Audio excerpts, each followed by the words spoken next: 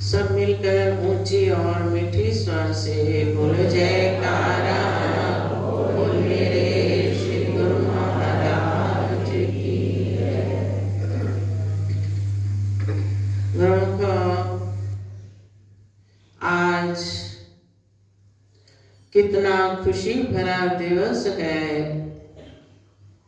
कि हम अपने प्राण प्यारे इष्ट देव श्री श्री 108 श्री सतगुरु दाता दयाल जी श्री चतुर्थ पातशाही महाराज जी का शुभ अवतरण दिवस मना रहे हैं।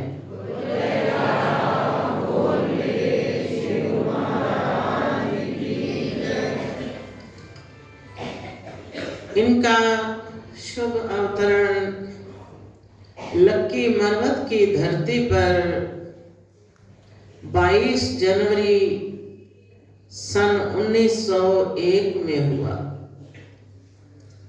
मंगलवार का दिन था। चारों ओर मंगल ही मंगल छा गया।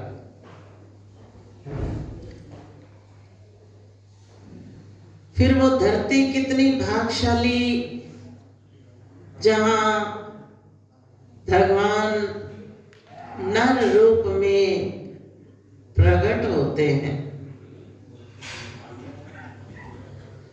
वो जीव भाग्यशाली जो उनके दर्शन करते हैं, उनकी पावन लीलाओं को देखते हैं,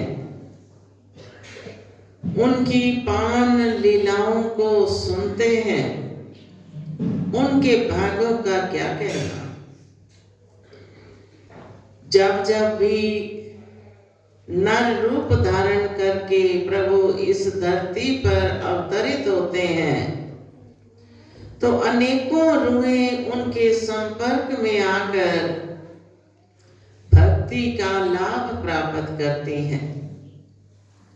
जैसा कि हम अपनी आंखों से देखते हैं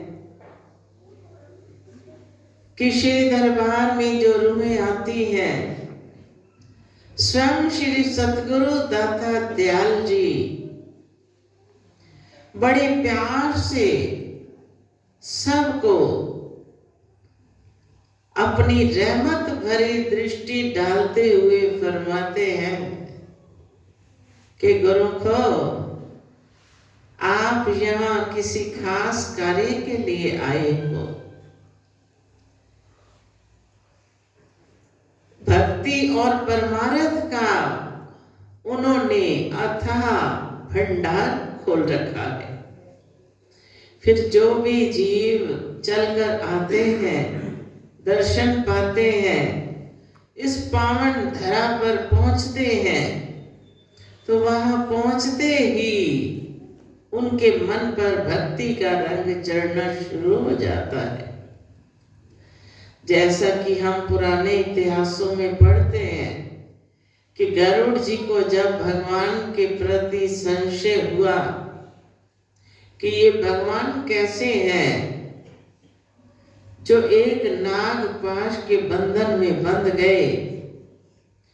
हमने तो ये सुना है कि इनका नाम जप कर दुनिया भव सागर से पार हो जाती है, और वही भगवान एक सर्प के बंधन में बंध गए। भाव बंधन ते छूटहि नर जप जाकर नाम, खरब निशाचर बांध्यो नाग पाश सोई राम। अब भ्रम पड़ गया, मन की अवस्था बेचैन होनी शुरू हो गई। अति व्याकुल हुए, भगवान के पास पहुंचे। भगवान कहते हैं कि इसका हल हम नहीं निकाल सकते। ब्रह्मा जी के पास गए, विष्णु भगवान के पास गए, फिर शिव जी महाराज के पास गए तो शिव जी महाराज जी ने कहा कि आपका ये भ्रम तो सत्संग में जाकर ही दूर होगा। आप जाओ काग भस्म के पास, वो रोज राम कथा करते हैं। जब आप भगवान की कथाओं को सुनोगे तभी आपके मन का भ्रम दूर होगा। अब गरुड़ जी गए, रास्ते में ही ऐसी पवित्रता का असर मन पर होना शुरू हुआ कि सारे ही भ्रम दूर हो गए। फिर भगवान की लीलाओं को सुना, भगवान की महिमा बहुत देर तक वहां रहकर सुनते रहे, गाते रहे, बड़े आनंदित हुए। तो सच ये जीव जन्म जन्म से भ्रमों में फंसा हुआ है, कभी किसी भ्रम में, कभी किसी भ्रम में। वो सारे भ्रम सत्संग में आने से अपने आप दूर हो जाते हैं। आम दुनिया ये कहती है कि सत्संग तो हम दिन रात सुनते हैं।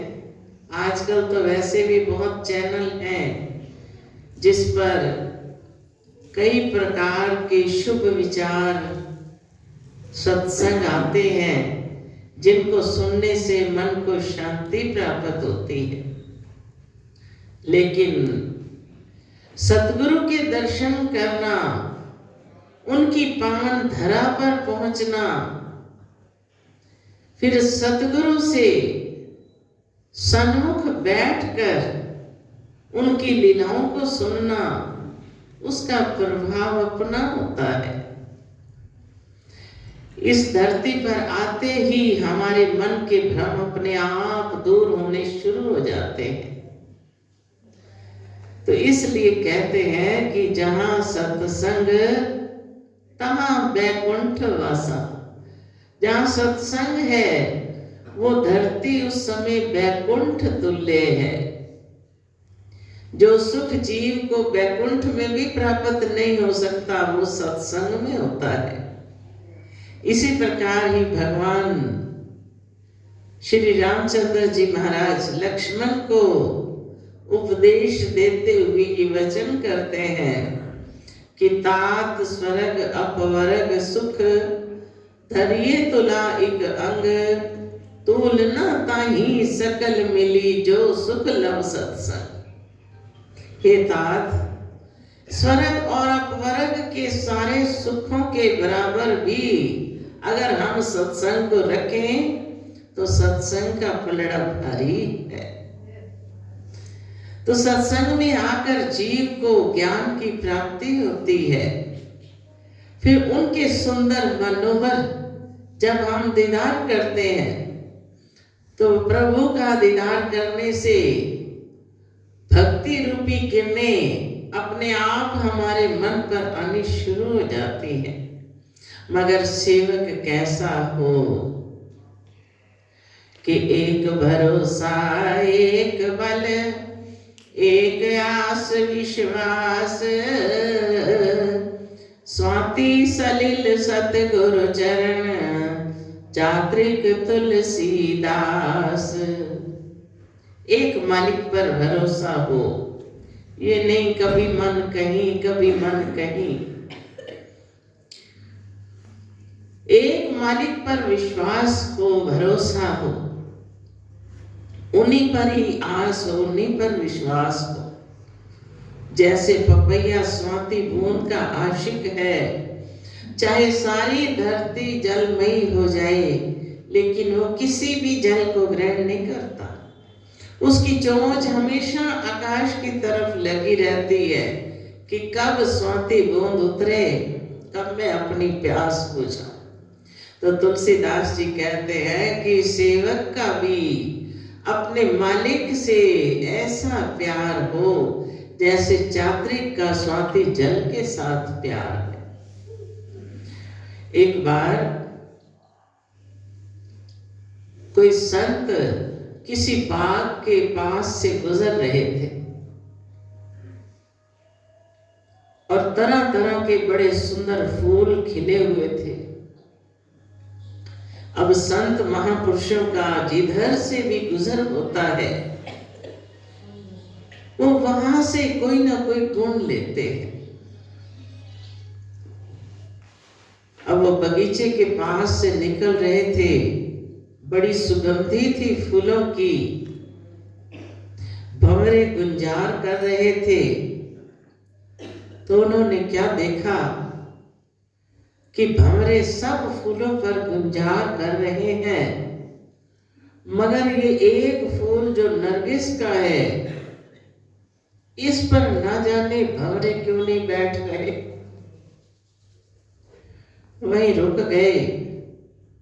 पूछते हैं कि ए नरगिस के फूल, नरगिस तुझ में 3 गुण है, रूप रंग और बास, पर अवगुण तुझ में कौन है, जो भंवर न बैठे पास। कहने लगे ए नरगिस के फूल, तुम्हारा रूप भी इतना अच्छा है, रंग भी इतना अच्छा है, सुगंधी भी इतनी अच्छी है, सारे गुण होते हुए अवगुण कौन सा है जो भंवरा तुम्हारे ऊपर नहीं बैठता, बाकी सब फूलों पर बैठता है। आगे नरगिस का फूल जवाब देता है कि अवगुण मुझ में कुछ नहीं है, रूप रंग और बास, पर ठोर ठोर के मीत को कौन बिठावे पास। अब नरगिस का फूल कितनी सुंदर शिक्षा दे रहा है कि महाराज कमी कोई नहीं, रूप रंग बास भरपूर है मुझ में, लेकिन ये भंवरा जो है ठौर ठौर का मीत है, इसका एक ठिकाना नहीं, तो इसलिए ये मेरे ऊपर नहीं बैठता, ना मैं इसको बिठाता हूं, क्योंकि इसके मन की कोई स्थिरता नहीं, कभी कहीं दौड़ता है, इसलिए मैं अपने ऊपर इसको नहीं बिठाता। तो हम शिक्षा लें कि हमारा मन किधर किधर को दौड़ता है, कभी कहीं दौड़ता है, कभी कहीं दौड़ता है। जब एक रस होकर अपने प्रभु पर विश्वास होगा, उन पर आस होगी, तो वो फिर किस प्रकार दयाल स्वरूप बनकर आए हैं और अपने प्रेमियों की पल पल पर रक्षा कर रहे हैं। इस जन्म में भी हमारी रक्षा करने वाले हैं। जब भी प्रेमी उन्हीं पर आस रख के उन्हीं पर अपनी डोर छोड़ देते हैं, तो उनको फिर भक्तों की डोर संभालनी पड़ती है। फिर इस लोक के भी हमारे वो जिम्मेवार हैं और परलोक के भी जिम्मेवार हैं, मगर लोक परलोक की जिम्मेवारी लेने के लिए उनकी शर्त क्या है, उनका हुक्म क्या है कि प्रेमी भक्ति के नियमों पर चले। कि हमारे श्री 108 श्री परमहंस दाता दयाल जी, श्री पंचम पातशाही जी ने जो भक्ति के 5 नियम बनाए, उनको नित्य प्रति अपनाते रहे, उनमें आलस ना करने पाए। तो हम अपने अंदर झांक कर देखें कि क्या हम नियम पूर्वक दृढ़ता से उन नियमों को निभा रहे हैं।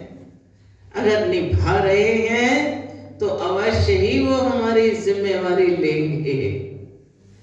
फिर 2 घंटे भजन सिमरन करना, चाहे वो 2 बार में करें 3 बार में करें, कि 24 घंटे में 2 घंटा सिमरन करो, ये उनकी आज्ञा है। तो उन्होंने आज्ञा करी किस लिए?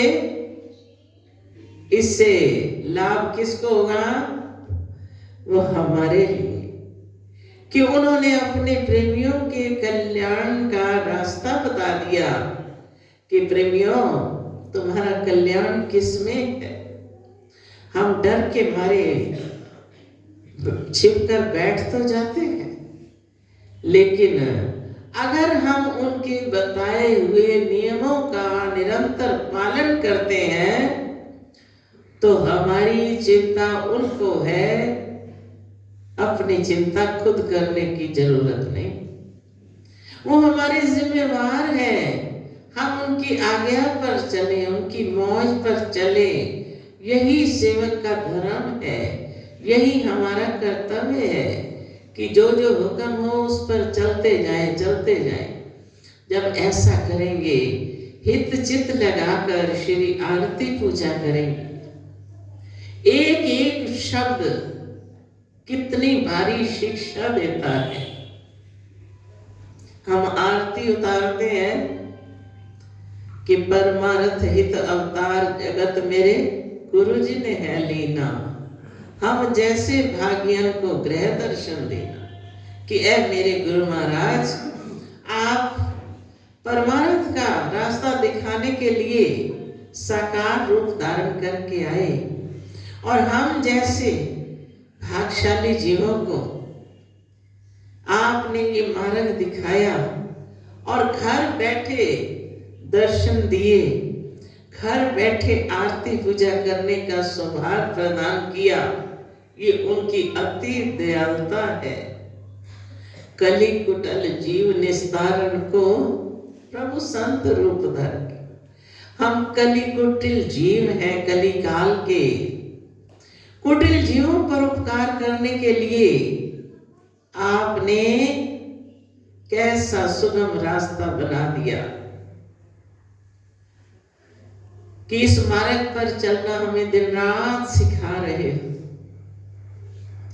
फिर हम अगर इस रास्ते पर चलेंगे तो वो कितने उपकार करते हैं कि आप पाप त्रैताप गए जो गुरु शरणी आवे। आप पाप त्रैताप गए जो गुरु शरणी आवे, मेरे स्वामी शरणी आवे। वो तीनों ताप हमारे दूर कर देते हैं, आध्यात्मिक, अधिदैविक और अधिभौतिक, जिनसे दुनिया भयभीत रहती है कि उसको इस देवता ने पकड़ रखा है। शनि देवता भारी है, वीरन देवता भारी है, मंगल देवता भारी है। जो प्रेम से आरती पूजा करता है, सिमरन करता है, तो उसके सारे तीनों ही ताप समाप्त हो जाते हैं, चाहे वो अधिभौतिक हो, अधिदैविक हो, आध्यात्मिक हो। अपनी आत्मा से उपजने वाले, देवताओं की तरफ से आने वाले, भूतों की तरफ से आने वाले, सब से वो अपने प्रेमियों को छुटकारा दिलवा देते हैं। एक एक शब्द की व्याख्या करने लगे तो चाहे सारा दिन ही करते रहे, लेकिन उनकी महिमा का वर्णन नहीं गाया जा सकता। उनकी महिमा आगम है, अपार है, बेअंत है। तो इसलिए उन्होंने हमें बड़े सुगम रास्ते बता दिए कि प्रेमियों, प्रेम सहित आरती पूजा करो, लेकिन आरती पूजा करते वक्त हमारी सुर्ती इधर उधर ना हो। उस टाइम एकाग्रचित होकर करें, सब तरफ से अपने ख्याल हटा लें।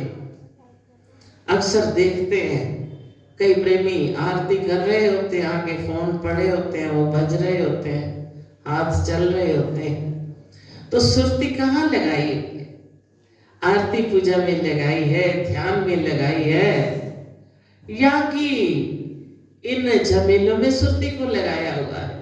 अगर एकाग्रचित होकर आरती नहीं उतारेंगे तो पहला हुक्म ही वही है, इस मार्ग पर आगे बढ़ने का। फिर निष्काम सेवा, निष्काम भावना से सेवा करें। निष्काम भावना से अगर हम सेवा करेंगे तो प्रभु को कितने प्यारे लगेंगे। सेवा भी करें, लेकिन अपने आप में अहम ना ले पाए कि मैं कर रहा हूं। किसी और की तरफ ये ना देखें कि वो कैसे कर रहा है।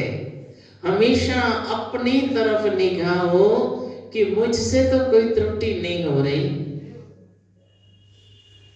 उसको कहते हैं कि निष्काम भाव से कर्म करने। अगर हम दूसरों की तरफ देखते रहे कि वो कैसे कर रहा है, वो कैसे कर रहा है, नहीं, उनको समझाओ, लेकिन अपनी तरफ निगाह अवश्य रखो।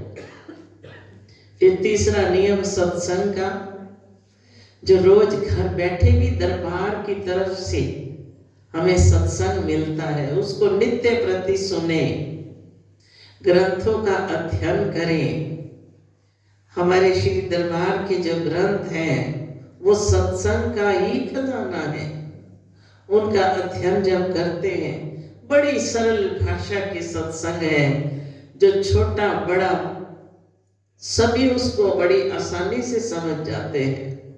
फिर समय समय पर जो हुक्म है कि जो भी स्थान सत्संग का नजदीक है वहां जाकर लाभ प्राप्त करें। सिमरन और ध्यान वो नित्य प्रति करें, उसमें आलस ना नहीं पाए। तो जब हम इन नियमों को श्रद्धा से, भाव से, प्रेम से निभाएंगे तो सतगुरु हमारे अंग संग हों। फिर उनके बताए हुए भजन अभ्यास का नियम भी परिपक्व रखें। जिस वक्त भी समय मिले, उन्होंने समय की भी पाबंदी नहीं लगाई कि 2 घंटा पूरे करो, उससे अधिक हो जाए तो और अच्छा, नहीं तो 2 घंटा तो भजन होना चाहिए। चाहे वो दिन में करें, रात्रि में करें, कहीं भी बैठ के करें, तो आज्ञा का पालन करें। सतगुरु की आज्ञा सर्वप्रिय है। जो भी आज्ञा पर, हुक्म पर, मौज पर चलता है तो वो अपने प्रेमियों को अपने गले लगाते हैं। जैसे माता नादान बच्चे को किस प्रकार गले लगाकर प्यार करती है, ऐसे सतगुरु अपने प्रेमियों से प्यार करते हैं। लेकिन हम भी प्रेमी बनने के कर्तव्य को निभाएं तो वो हमसे दूर नहीं, हम उनसे दूर नहीं, वो हमारे पास है और हम उनके पास हैं। और आज हम जिनका शुभ अवतरण दिवस मना रहे हैं, हमारे श्री चतुर्थ पातशाही महाराज जी अक्सर अपने वचनों में ये फरमाया करते थे कि कुदरत किसी की मां नहीं लगती, ना वो गृहस्थियों की, ना सन्यासियों की। कुदरत तो कुदरत है, वो हर एक के कर्म को देखती है कि जो भी प्रेमी कर्म करेगा वो उनकी प्रसन्नता को प्राप्त करेगा। कुदरत उसके साथ रहेगी। कुदरत कोई और नहीं, वो स्वयं कुदरत है। तो इसलिए फरमाते थे कि कुदरत किसी की मां नहीं लगती। तुम बैठकर अपने नियम निभाओ, अपने कर्म किए जाओ। जो कर्म करेगा वो उसके साथ रहेंगे। तो इसलिए सत्संग में भी हमें यही शिक्षा मिलती है और महापुरुषों की वाणियां भी हमें यही उपदेश देती हैं कि सेवक का काम है अपने धर्म पर चलना, अपने धर्म पर चलते जाएं, अपना जीवन भी सफल बनाएं और परलोक भी सुहेला बनाएं। बोलो जयकार बोल मेरे श्री गुरु महाराज की जय।